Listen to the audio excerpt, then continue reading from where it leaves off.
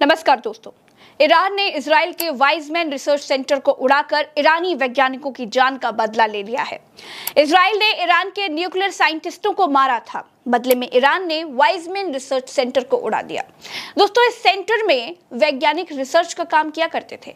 कितने वैज्ञानिक इस हमले में मारे गए, इसकी पुष्टि अभी तक नहीं हो सकी है। इजराइल ईरान युद्ध में सीधा सा साफ सा फर्क यह है दोस्तों कि इजराइल फाइटर जेट्स के जरिए लड़ रहा है और ईरान मिसाइलों के जरिए युद्ध लड़ रहा है। इजराइल का एयर डिफेंस सिस्टम ईरानी मिसाइलों को रोक नहीं पा रहा है, जिससे इजराइल के बड़े शहरों में तबाही हो रखी है। आज एक ईरानी मिसाइल माइक्रोसॉफ्ट ऑफिस के बगल में भी गिरी। तेहरान टाइम्स ने इस खबर को कंफर्म किया है। तेहरान टाइम्स का कहना है कि माइक्रोसॉफ्ट की बिल्डिंग में माइक्रोसॉफ्ट इजरायली मिलिट्री के साथ मिलकर के एआई मिसाइल ट्रैकिंग टेक्नोलॉजी पर काम कर रहा था, इसीलिए ईरान ने इस बिल्डिंग के पास बम गिराया है। यह माइक्रोसॉफ्ट अमेरिकी कंपनी है। इजराइल को अब तक $572 मिलियन का नुकसान हो चुका है। रोज युद्ध लड़ने का जो खर्च है वो 62 अरब रुपए है। जीडीपी की वृद्धि दर 3.5% पर ही सिमट गई है। केवल 7 दिन ही युद्ध चला दोस्तों। 7 दिन में ही इजराइल की कमर टूट गई है। जो बड़बोले बयान गाजा में युद्ध के समय आ रहे थे, वो इजरायली बयान बंद हो गए हैं। बस खामने की मौत की कामनाओं वाले बयान आ रहे हैं दोस्तों। 7 दिन में ही इजराइल अमेरिका की तरफ देखने लगा है। मालिक, आप हमें बचाने के लिए आखिर क्यों नहीं आ रहे हैं? आइए, प्लीज आइए। लेकिन मालिक साहब कह रहे हैं कि मैं 14 दिन बाद आऊंगा, तब सोचूंगा, तब समझूंगा। दोस्तों, ईरान इजराइल युद्ध में दूसरी सबसे बड़ी घटना यह घटी कि इजराइल ने दावा किया कि ईरान ने एक मिसाइल में फंसाकर उसके ऊपर क्लस्टर बम से हमला कर दिया है। दोस्तों, क्लस्टर बम एक ऐसा वैसा बम नहीं है, वो एक ऐसा बम है जो 100 बमों का एक समूह होता है। ये मानिए कि एक बड़ी सी मिसाइल नुमा चीज में कोई 100 बम भर दे और उसे कहीं फेंक दे। कुछ बम मिसाइल के गिरते ही फट जाते हैं, कुछ बम बिखर करके इधर उधर चले जाते हैं, जो या तो उसी समय फट सकते हैं या फिर 2-4 दिन तक धीरे धीरे करके फटते ही रहते हैं। कई बार तो युद्ध खत्म होने के बाद भी ये बम फटते रहते हैं। क्लस्टर बम इतने खतरनाक हैं कि दुनिया के 111 देशों ने मिलकर इसे बैन कर दिया। बैन करने वाले पेपर पर हस्ताक्षर भी कर दिए, लेकिन अमेरिका, ईरान, इजराइल ने इस पर हस्ताक्षर नहीं किए। मैंने कहा था ना दोस्तों, अब तक के युद्ध में एक बात बिल्कुल क्लियर है कि इजराइल फाइटर जेट्स और ड्रोन के जरिए लड़ रहा है और ईरान मिसाइलें चला रहा है। दोस्तों, विशेषज्ञ इस बात को बताते हैं कि ईरान ने अभी तक सिर्फ हल्की मिसाइलों से ही हमला किया है।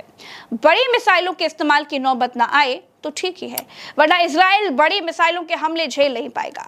दोस्तों, आज की तारीख में इजराइल से गाजा जैसी तस्वीरें सामने आ रही हैं। गाजा और इजराइल में ज्यादा फर्क नहीं रह गया है, दोनों एक जैसे दिखाई दे रहे हैं। तेहरान टाइम्स ने इजराइल की राजधानी तेल अवीव का एक वीडियो जारी करके दिखाया कि तेल अवीव भी गाजा जैसा दिखने लगा है। अगर कुछ दिन युद्ध और चला तो गाजा जैसी स्थितियां भी बन जाएंगी। दोस्तों, इजराइल में हालत ये है कि इतने संपन्न देश में भी लोगों को ईरान का इतना खौफ है कि लोग पब्लिक ट्रांसपोर्ट वाली जगहों पर जाकर के सो रहे हैं, उस जगह पर जाके छिपने को मजबूर हैं। दोस्तों, मेट्रो स्टेशनों में छिप करके लोग अपनी जान बचा रहे हैं, क्योंकि उनको मालूम है कि ईरान अभी इजराइल की तरह इतना नहीं गिरा है कि मेट्रो स्टेशन पर या फिर यात्री बसों को निशाना बनाए। इस बीच एक बड़ी खबर निकल करके आ रही है दोस्तों कि अली खामनेई के मुख्य एडवाइजर और दाहिना हाथ शमखानी जिंदा हैं। कुछ दिन पहले उनके मारे जाने की खबरें आई थी। अब ईरानी सरकारी मीडिया ने यह दावा कर दिया है कि एडवाइजर अली शमखानी जिंदा हैं और अस्पताल में गंभीर चोटों से उबर रहे हैं।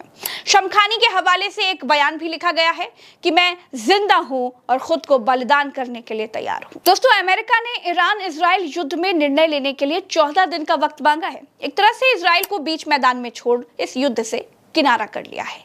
क्यों किनारा किया है, इस पर मैंने एक विस्तृत एनालिसिस प्रज्ञा के पन्ना पर किया है। वो वीडियो इस वीडियो से पहले किया है, इसलिए आप उसे जाकर देख सकते हैं। लेकिन इस बीच दोस्तों, खबर यह भी आई है कि जिस अंतर्राष्ट्रीय परमाणु ऊर्जा एजेंसी यानी IAEA की रिपोर्ट को आधार बना करके इजराइल ने ईरान पर हमला किया, उस एजेंसी ने भी पल्ला झाड़ लिया है। उसने कहा है कि हमारी रिपोर्ट युद्ध का आधार नहीं हो सकती। युद्ध एक राजनीतिक निर्णय है। सीएनएन को दिए गए इंटरव्यू में आईएईए के प्रमुख राफेल ग्रॉसी ने साफ कह दिया है कि उनकी रिपोर्ट किसी सैन्य कार्रवाई का आधार नहीं बन सकती, क्योंकि कोई भी हमला एक राजनीतिक फैसला होता है, न कि ये आईएईए जैसी एजेंसी की राय पर आधारित होता है। ईरान ने पहले आरोप लगाया था कि आईएईए की रिपोर्ट और उसकी टिप्पणियों ने इजराइल को हमले के लिए जमीन तैयार करके दी, लेकिन ग्रॉसी ने इसे सिरे से खारिज कर दिया। उन्होंने कहा कि रिपोर्ट में जो बातें कही गई थी वो नई नहीं है।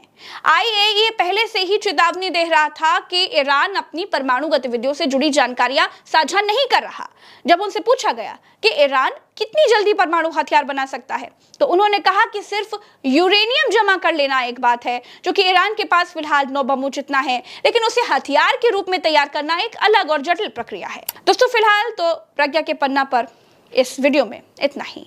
अगर आप ईरान और इजराइल की हर खबर देखना चाहते हैं और हर छोटी बड़ी घटना को देखना चाहते हैं, समझना चाहते हैं, तो हमारे दूसरे चैनल उल्टा चश्मा यूसी, जो हमारा न्यूज़ चैनल है, उसे वहां पर जाकर के आप विजिट करिए, सब्सक्राइब करिए।